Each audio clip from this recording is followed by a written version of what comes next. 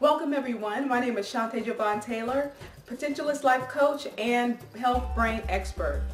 I want to honor you today for joining me on this journey, this quest to reaching your best self and your highest potential. Today we're going to learn how to take care of your mind and your brain because, believe it or not, everything stems from the health of your brain and the state of your mind. All your thoughts, all your decision making, your emotions, everything to drive your behaviors in order to determine if you're going to enjoy this life or you're not. It's either or. I'm not necessarily an either or person, but in this case, you're either taking care of your brain health or you're not, or you're working on it. So I want to help you to work on it. So today I'm going to teach you 10 ways to take care of your brain health so you can make the best decisions, have emotional management so that you can enjoy this life now. So we're going to get into some practical things you can do to start the process of having a healthier brain, a healthier mind so that you can enjoy this life now and make sure that you have an excellent memory, decision-making abilities, and have good emotions so that you can feel better connected with your family, your children, your colleagues, and also to ward off later stages of dementia or Alzheimer's disease. You know, if we take care of our brains now, we'll avoid those type of diseases that occur later on in life. And the reason I know this is because I spent a lot of time assessing dementia and Alzheimer's disease patients, and it all stemmed back from how they treated their brain, how much learning they did when they were younger, and all that played a role into what's called cognitive reserve. So basically, the more you do today to build up your mental reserves, your brain cells, to make sure they're healthy, to make sure you're learning and they're stimulating, you have excess. If you have excess brain cells while you're in your 30s, 40s, 50s, the chances of you getting dementia or Alzheimer's or losing your memory get smaller and smaller and smaller. So let's start now taking care of our brain and our minds. Okay, so the first thing you need to do is get some sleep. I know most people want to say that they only need 4 or 5 hours of sleep, but scientists have shown over and over again that most people on the planet, 80% of the planet, need 7 to 8 hours of sleep. And 7 to 8 hours of sleep will allow you to have a better memory because this is the time your brain works on your memory and stores it into the long-term memory. It's a time where your brain is working out solutions to problems maybe you were thinking about the night before.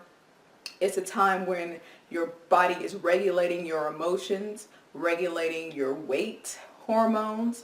So if you're having trouble losing weight or you're having trouble having mental energy or loss of memory, it's because your brain hasn't gotten what it needed or hasn't gotten enough sleep in order to do the things that it needed to do during sleep time. Because you see, your brain is more active during sleep time than when you're awake. It is super duper busy. So 7 to 8 hours of sleep, get it in, make it a priority because your brain health depends on it and your ability to really show up the next day and to really have that focus and drive and that energy depends on how much sleep that you get. The next thing you need to do is fuel your brain.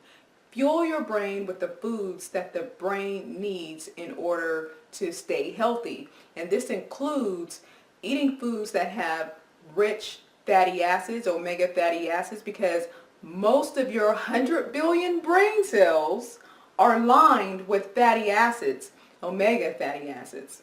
Your 100 billion brain cells are dependent upon you eating the nutrients that it needs in order to be able to talk to each other at 250 miles per hour. Okay, you have 100 brain cells and they need omega fatty acids in order to conduct those transmissions faster.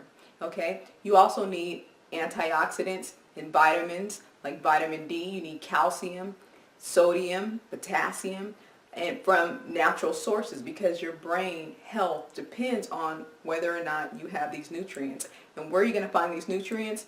Mainly in fruits and vegetables. So instead of having half of your plate filled with potatoes and meat, have half of your plate filled with vegetables, and eat from the whole spectrum. And I know you've heard this before, but common sense is not always common practice. And I'm here to tell you, if you know the deeper why of why you're really filling your plate up with those vegetables raw, if possible, because you don't want to kill off the enzymes and nutrients. But if you know that deeper why, you will stick to this regimen, because you know that you are powering up your super brain with superfoods. You can also include in your diet nuts and berries, because they have a high concentration of oils and vitamins you needed to fuel the brain.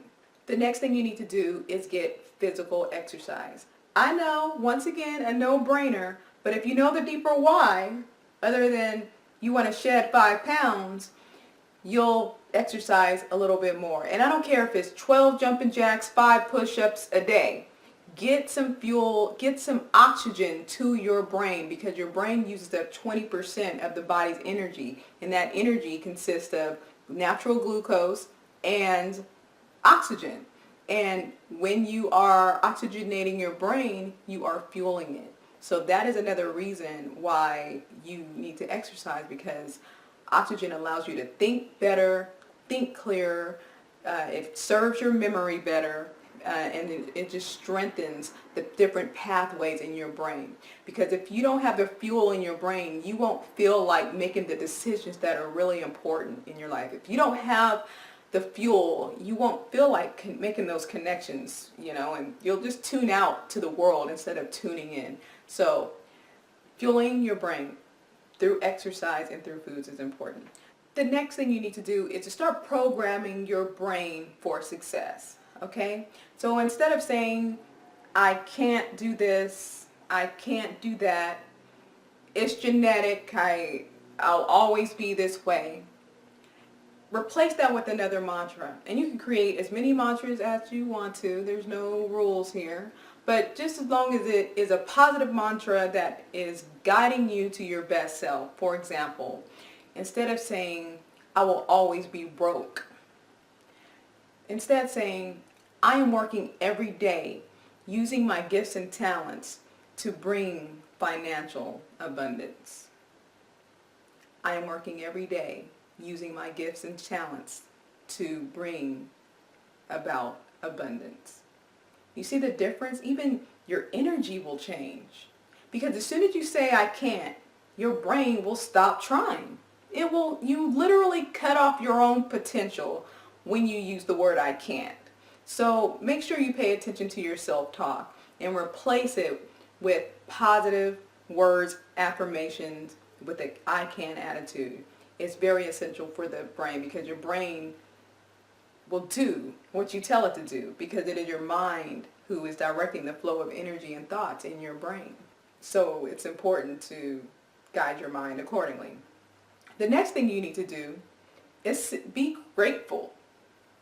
Start your morning with gratitude. And I know you probably heard this before, but it really does work. It really sets the tone for the rest of your day. Let's say you stub your toe when you get out the bed. Everything could go downhill from there, right? But if you say, okay, that seriously hurt, but you know what? Thank goodness I have a toe to stub. Matter of fact, I have 10 toes to stub. It kind of shifts your thinking. Even though it may be silly, and even though it may seem small, it's really big. Because just imagining not having that toe. Just imagine not having 10 toes. Just imagine not having shoes to wear. Once you go down that mental path, you start getting filled up with gratefulness. And it puts your mind in a different state, a mental state of gratitude. And you're opening up the portals of your mind to receive just a whole different peaceful energy. And that's what we want. We want to be in a state of peace. I mean, just imagine if everybody was in a state of gratitude and peace. So I'm not just saying to you, be grateful, have gratitude. I'm saying being grateful and having gratitude totally shifts your energy and puts your mind on a whole nother frequency. So the next thing you need to do to have a healthy mindset and a healthy brain is to send your loved ones off with love. Send some kindness somebody's way. Give a compliment to someone. Because you know what? Sometimes we're not always in the best mood, but once again, you shift your energy when you send out love and kindness from a different place, from that higher place. That's operating at a higher level of awareness. And when you think about the brain, you also must think about the mind. It's this intangible force that is operating on a whole nother level. And when you're coming from that higher level, then you're being more fulfilled. So another way to have a peaceful energy and a peaceful state of mind is to send off people with love. Give a compliment. Do a kind gesture, because it takes you out of yourself, and it develops that compassion in your own brain. There is a specific region in the brain that is directed towards being more compassionate. So let's develop that area of our brain even more by consciously sending people off with that energy, that good energy. The next thing you can do to operate from that higher self, that higher brain state, is to, change some perspective. Change your perspective about things. Not everything is worth getting upset over, blowing your top. Not everybody is out to get you. Not everybody realizes that maybe they slighted you. Not everybody realized that they irritated you. Change your perspective sometimes and ask yourself this important question. Will this moment matter in 100 years? And if it won't, forget about it. Let it go. Because there's other things you can focus your mental energy on, right? And if we hold on to those irritations and those angers, then it will zap our mental energy. If you zap your mental energy, you zap your ability to make decisions, be creative, and all that good stuff. So shifting your perspective when you need to is a good way to make sure that you have the mental energy to really show up. Another way to take care of your brain health is to make sure you hydrate it with water and fruits and vegetables that have a high water content, like tomatoes and cucumbers and watermelon. You have 100 billion brain cells, and your brain is made up of 80% water. Therefore, you need a lot of water. I would say it is essential that you drink at least, if you're an adult, 100 ounces of water at least. Any more over that, I would go talk to your doctor and make sure that you have a nice balance of electrolytes.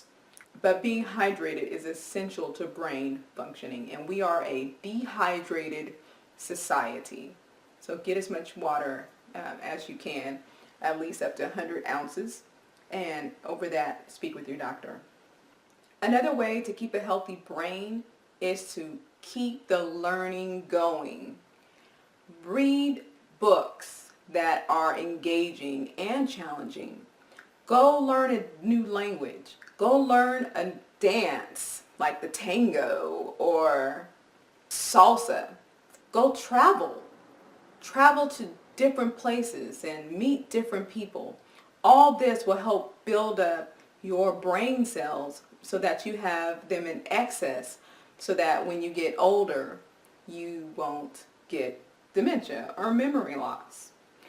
Also, by continuing your learning journey like you are today, you can also just feel smarter. And when you feel smarter, you feel more confident.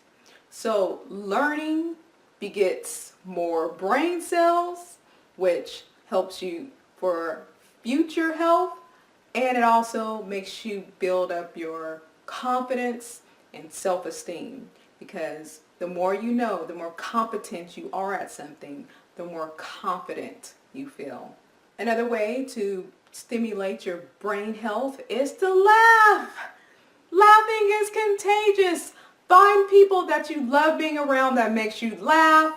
Watch stuff that makes you laugh, because laughter releases endorphins, your happy chemicals, and the more happier your brain is, the more chemicals, the good chemicals get released to support your brain cells and to quiet down that emotional brain that can make you have fear and anxiety.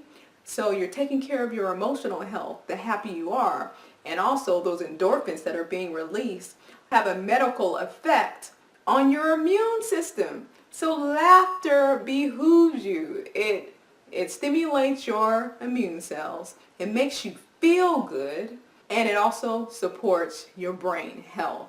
So it's a win-win-win-win-win situation. And lastly, celebrate your growth. Celebrate your learning journey. Celebrate your small wins as you continue in this life and seek to improve yourself and really show up every day. I mean, even if it's drinking one extra glass of water a day, celebrate that. Because guess what? Yeah, your brain loves celebrations. There is a region, there's circuitries in the brain called the reward circuitry that when you do something the brain likes, it releases some chemicals called dopamine, and it fuels that mental habit to keep doing whatever it is that made you happy, made you feel good. And the more you celebrate the new ideas, and the more you learn, and the more you better yourself, your brain will reward you and establish the mental habits for you to keep doing that thing that feels right, that feels good, that is according to your authentic self. In the next video, I will be discussing how to manage your time better. Okay, because there is a method to the madness. Okay, I'm a mother, I'm a wife, I'm an entrepreneur, and I go around the country speaking, and I understand how important it is to manage your time in this life. So until next time, remember to live, love, and succeed with the brain in mind. I'll see you next time.